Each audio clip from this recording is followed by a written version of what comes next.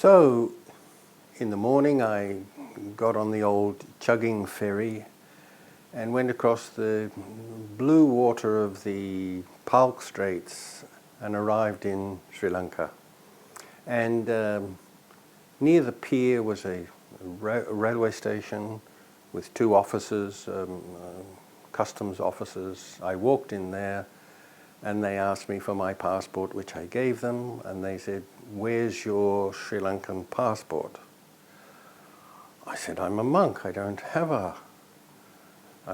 one." This created some difficulties. And also then they asked me how much money you've really got, and I said I've got about 60 paisa, which is as nothing. And he said, "Wait here," and he went away, and he came back and he gave me an entry visa, and some time later a man came up and gave me a ticket to Colombo, and so I had my first experience of the great regard and general hospitality and kindness Sri Lankan people have towards strangers and visitors, and particularly towards monks. When I arrived in Colombo, Venerable Sangharatana in Sravasti had given me the address of a friend of his who happened to be a senior monk. And so I made my way by foot. I'd arrived in a Sunday morning. There were virtually no people in the street. And the whole city, Colombo, looked very woebegone and messy, and it didn't look at all like a healthy city.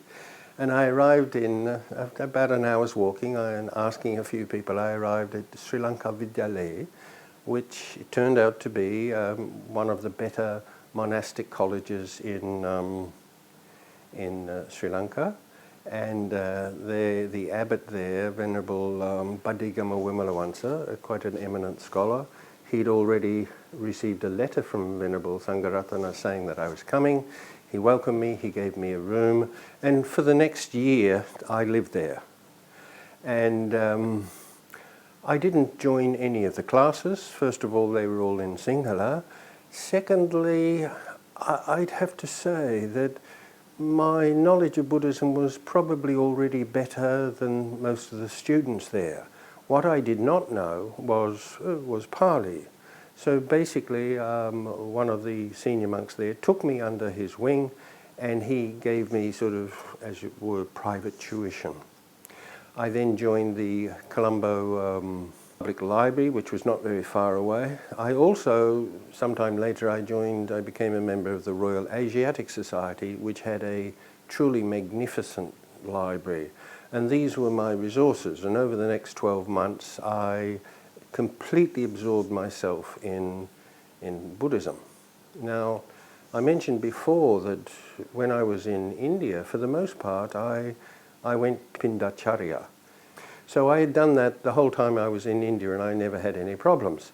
So for the first few days in this monastic college, I attended the Dhanasala, where all the monks congregated together for their meals. And the meals were just absolutely dreadful. And one of the reasons for this was that they had the economy in Sri Lanka at that time was in chaos, and there were chronic food shortages. You couldn't get anything. You couldn't get milk. It was quite difficult to get sugar. So because there was rationing. So the best option, of course, was to go for alms begging. Virtually immediately I realized that this custom has died out in Sri Lanka. So in Burma, Thailand, Laos and Cambodia, it's quite normal to see monks in the street going along early in the morning with their begging bowl. You don't see that in Sri Lanka. It's virtually non-existent. As a Western monk going through the streets with a begging bowl, I attracted crowds. And where Sri Lanka Vidyalaya was in Maradana, which was a very poor suburb of the city. And I remember in particular one very, very old Sinhala lady seeing me and looking at me open-eyed, and she indicated to me to stay there, and she disappeared, and she came back with a small banana which was black. And with great reverence, she put it in my bowl. And that was quite an experience for me. It made me think, these people don't have much, but the best they have, they'll give to you. And that probably was the best she had.